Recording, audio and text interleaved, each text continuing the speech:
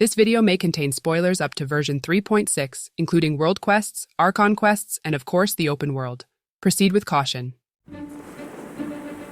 In the wake of Sumeru's incremental release, and with the revealing glimpses of Khaenri'ah up to 3.6, we've uncovered a wealth of information about the power sources that once fueled this fallen nation.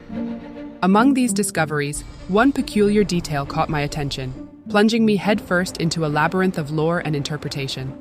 After revisiting past events, dialogues, notes, and books, an intriguing model of the game world started to crystallize, gracefully accommodating many of the unanswered questions we've had about the lore, including the enigmatic rumors of a false sky and the elusive origins of the traveler and their twin.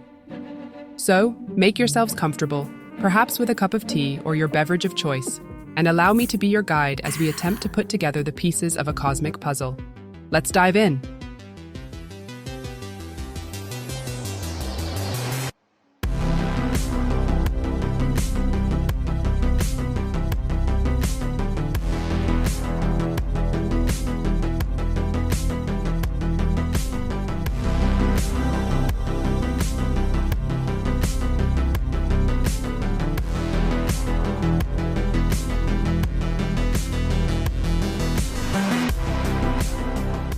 Our journey starts here. From dialogue in one of the latest world quests, as well as from notes found scattered around the newest desert regions, we learned that this material, which was used to form energy blocks to power some of the older Dari technology, is known as Azosite. The Khaenri'ahs refined it from elemental energy that they extracted from ley lines. This technique was apparently developed thousands of years ago. The facility that contains this foundry is mentioned to be one of the last functioning Azosite-powered facilities ever used. This is because it was later replaced by a more efficient energy source, which we will come back to in a minute. Even if the use of Azosite was a relic for the Dari people themselves, its significance to the story is already profound. In the continent of Teyvat, as we commonly experience it, the only people that can hope to manipulate elemental energy in any way, generally speaking, are those who have been blessed with a vision. Visionless people are left blind and isolated from this important dimension of the world they call home. Yet here we have, or rather had, a civilization of godless, visionless humans who found a way to refine elemental energy into a workable material that they could use to power their technology. This, in and by itself, could already be interpreted as an act of defiance against the world order set from the heavens, and it requires a type of understanding and resourcefulness that probably drove much of the fallen nation's former prosperity. Of course, I am keenly aware that the four pillars of our kingdom have achieved the prosperity they have today, precisely thanks to us spying upon secrets from beyond the skies, and thus have our mechanisms been able to throw off the shackles imposed by this world's laws. Of course, Khaenri'ah didn't stop at refining elemental energy. We had already learned from previous quests that the Chaos Cores, the main power unit for Ruin Guards and other Dari machines, harness abyssal power instead of elemental force. According to the documents, Ruin machines are powered by their cores, to be precise, by the dark power inside what you call an eye. That is why the Academia had to seal away the cores of the Ruin Golems that remained stranded after the Cataclysm, as they were not able to handle them. When we stopped the Abyss Order from extracting the power from one of these cores, the Abyss Lector said, "Ignorant ones, we seek not to claim that which is of this earth, but that which is ours." A key point to remember here is that abyssal power proved a much better energy source than Azosite, because it is impossible for it to break from the rules that elemental energy must follow, and because elemental energy lacks any will whatsoever. It is unclear what exactly is meant by a will, but it is a recurring choice of words, and this concept will become relevant later, so let's just keep it in mind for now. How did the Khaenri'ahs tap into these energy sources? The elemental energy needed for the production of Azosite was extracted directly from ley lines, and so I think it's not much of a stretch to assume that abyssal energy was in turn harvested from the abyss equivalent of the ley lines, namely, dark currents. And this, fellow travelers, takes us back to Enkonomia and the Three Realms Gateway Offering event that you may remember from version 2.5. This was also where we got the most direct information to date on the three realms of the world. The Void Realm is invading. The people of Byakuya-koku believe that there are three realms: the Bishop Realm, the Human Realm, and the Void Realm. The darkness spreading in Enkonomia comes from the Void Abyss. neither bishops nor humans can endure it. The Bishop realm is the realm of pure primordial elemental beings.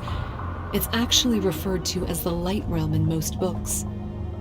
The 7 sovereigns of the Light Realm are the 7 foremost elemental dragons at the pinnacle of the raw and primitive elemental forces.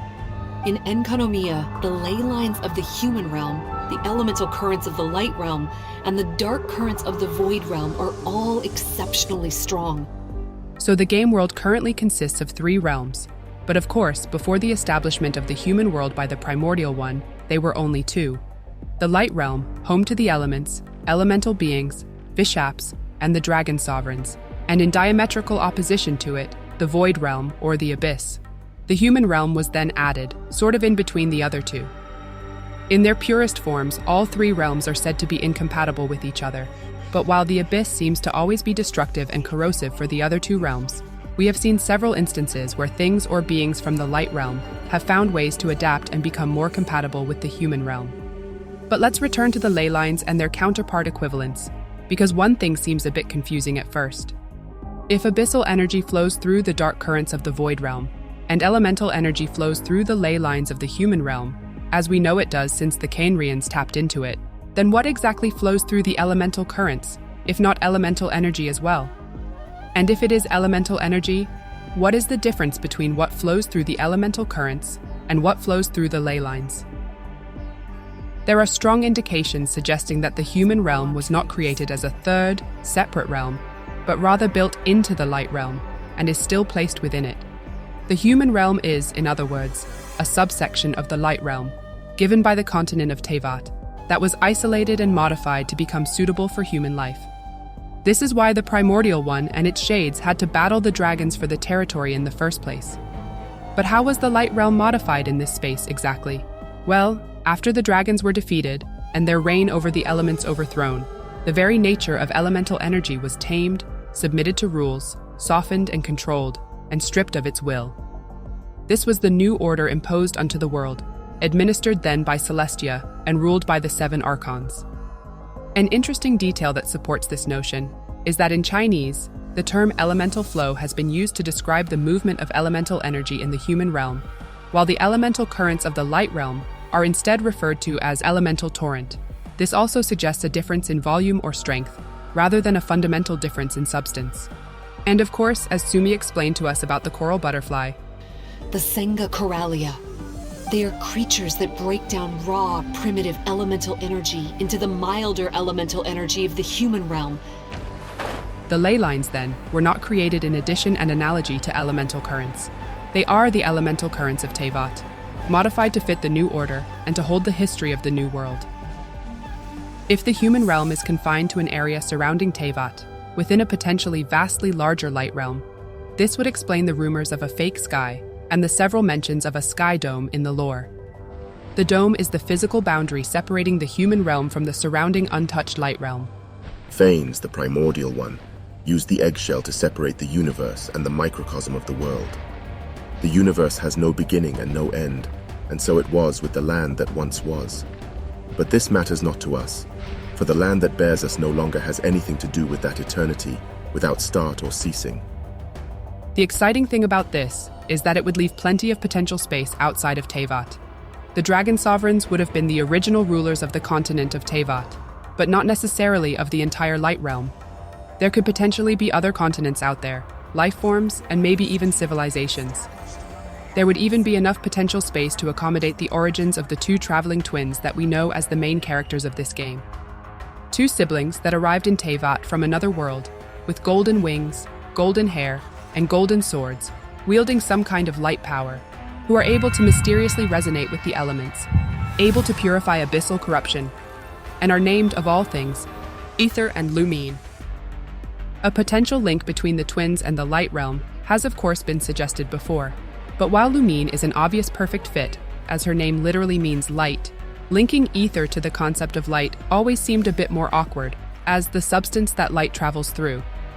But there is another meaning that the word ether has had historically, that may have seemed irrelevant before, but now rises eagerly to meet the challenge. A hypothetical substance that was once believed to fill the space beyond Earth's atmosphere. Under this interpretation, both twins become equally fitting in their meaning, because the ether is the light, and the light is the ether. Two manifestations of the same underlying reality. Let us now quickly go over a few more loose ends that this model ties together.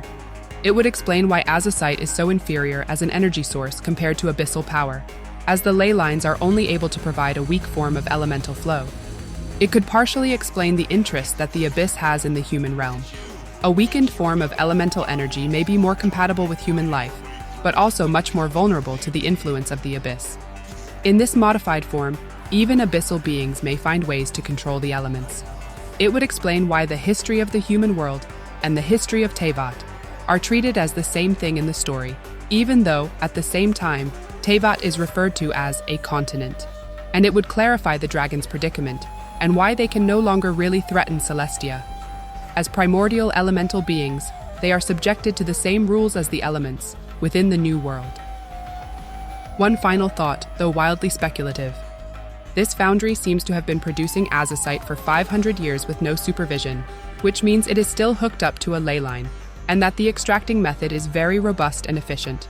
What do you think could have happened if the people of Khaenri'ah managed to tap into a real elemental current, not just a ley line, and attempted to use the same technique of elemental condensation on this vastly more powerful source? Could the resulting reaction have gotten out of control, producing an unstoppable flow of material? I always thought it is lava we see in this scene, but is it? Or could it be a flood of condensed elemental energy, and the sustainer is using her power to extract it before the realm starts to collapse from the imbalance produced?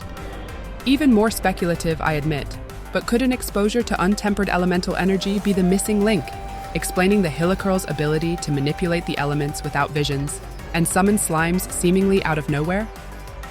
I certainly do intend to continue exploring the ramifications that this world model entails, including what it could tell us about the plan of the Tsaritsa and about how the Abyss Twin may have become part of the world's Irminsul records. But for now, if you've made it this far, I thank you kindly for the view. I am curious to hear your thoughts on all this. Please let me know in the comments below. Until next time, may the stars continue to guide you.